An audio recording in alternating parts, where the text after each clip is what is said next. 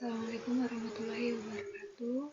Saya di sini akan memberikan tutorial cara membuat database dengan menggunakan aplikasi SQL 2012. Pertama-tama langsung saja kita buka aplikasinya.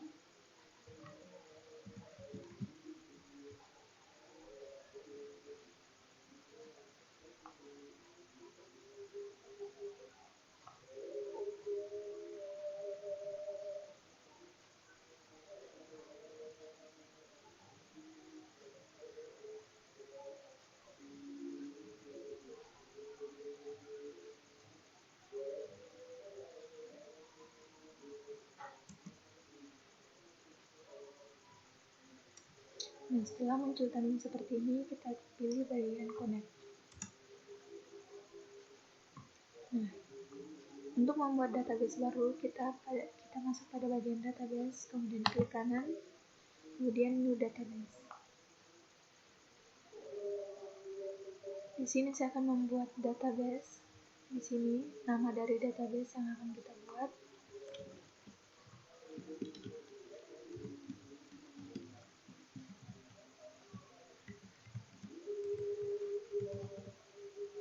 Kemudian kita klik OK.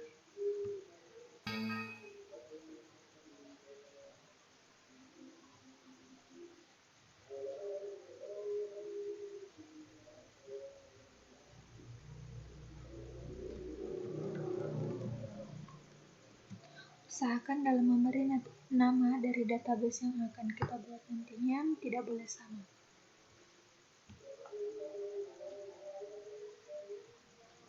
Nah, setelah itu, untuk membuat tabel dari database yang telah kita buat, pertama kita klik 2 kali bagian database, kemudian pilih dari database yang telah kita buat tadi.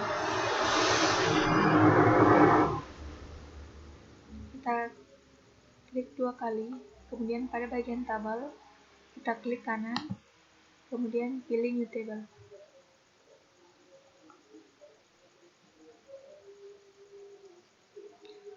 Oke, dari database yang saya akan buat atau tabel yang saya akan buat yaitu tabel mahasiswa, dimana dari tabel mahasiswa NIM merupakan primary key-nya.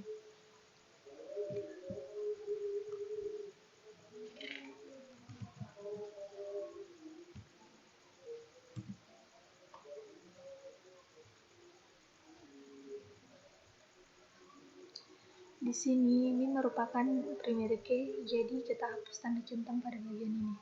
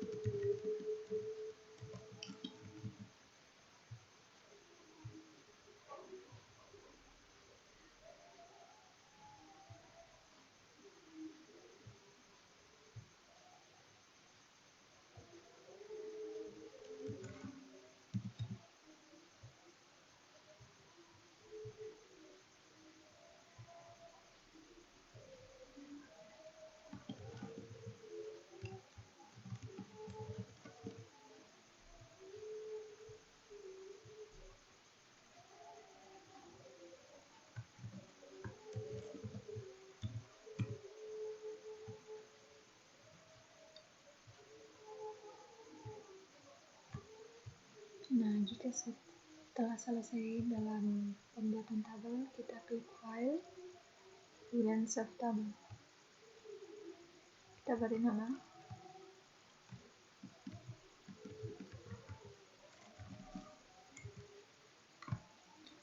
Nah, untuk melihat tabel yang telah kita buat, kita klik 2 kali pada bagian tabel.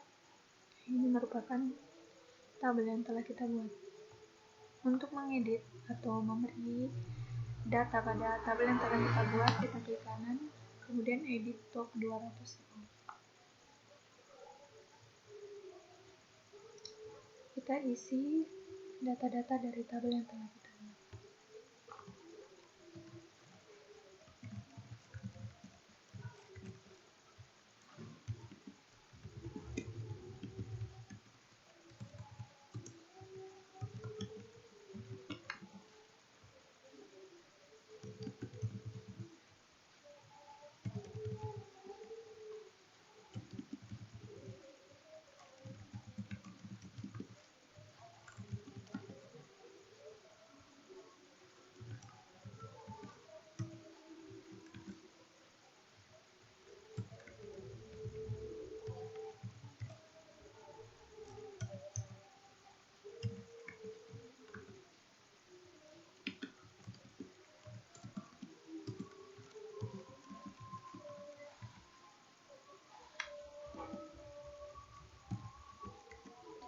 Nah, setelah selesai kita mengisi tabel yang telah kita buat atau mengisi dengan data, kemudian kita pilih file, kemudian save all.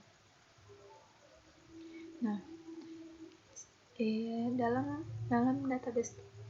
database akademik bukan hanya mahasiswa,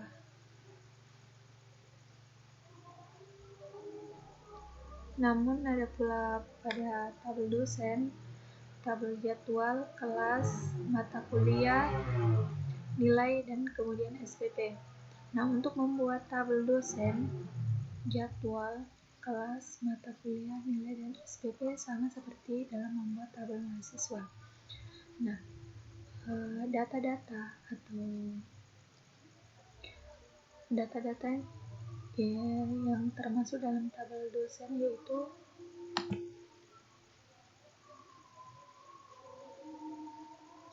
ada kode dosen, nama dosen, gelar, alamat, kota, telepon, pendidikan, jenis kelamin, dan tanggal lahir. Di sini kode dosen merupakan primary key. Sedangkan untuk tabel jadwal ada kode mata kuliah, kode kelas, kode dosen, hari, jam, dan semester. Di sini kode mata kuliah merupakan primary key.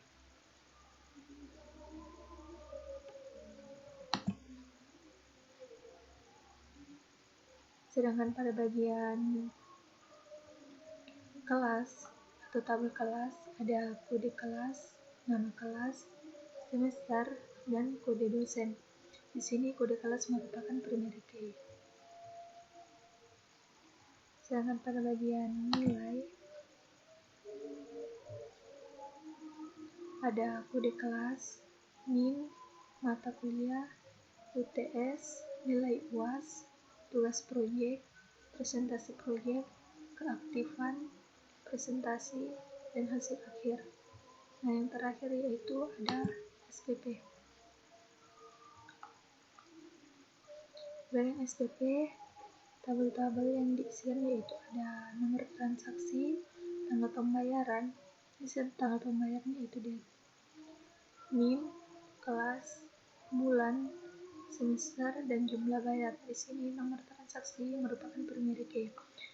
Nah, untuk proses pengisian data dari tabel yang telah kita buat sama seperti saat kita membuat atau mengisi data di pada bagian mahasiswa yang telah saya contohkan tadi. Nah, setelah kita membuat atau mengisi data-data dari tabel yang telah kita buat, kemudian kita akan mengekspor datanya. Yang pertama yaitu kita klik kanan pada bagian akademik. atau database yang telah kita buat, kita klik kanan, kemudian text, klik up, kemudian kita klik OK. Nah, ada muncul notifikasi bahwa the backup of database academics UNT complete successfully. Nah, sekarang untuk bagian import, kita klik pada bagian database.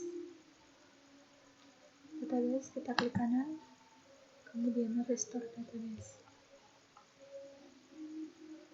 Nah, pada bagian ini kita pilih device, kemudian kita browse, pilih pada bagian add. Nah, di sini ada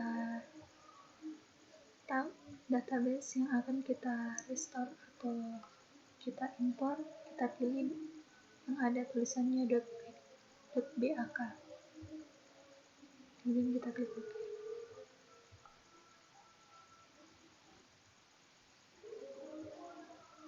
Kita masuk pada Wall and Files, script,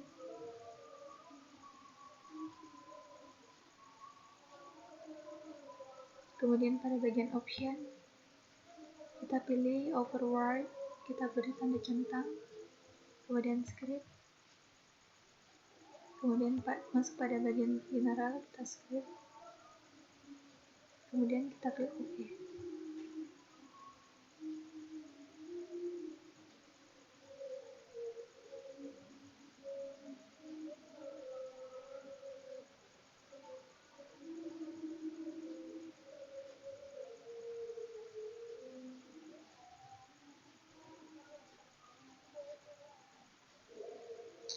Untuk database yang telah kita buat akan muncul tampilan seperti saat kita mengekspor atau membackup database yang telah kita buat, akan muncul tampilan bahwa database yang telah kita buat sukses. Itulah tadi hasil tutorial cara membuat database dengan menggunakan aplikasi SQL 2012. Kurang dan lebihnya mohon dimaafkan. Saya akhiri dengan ucapan wassalamualaikum warahmatullahi wabarakatuh.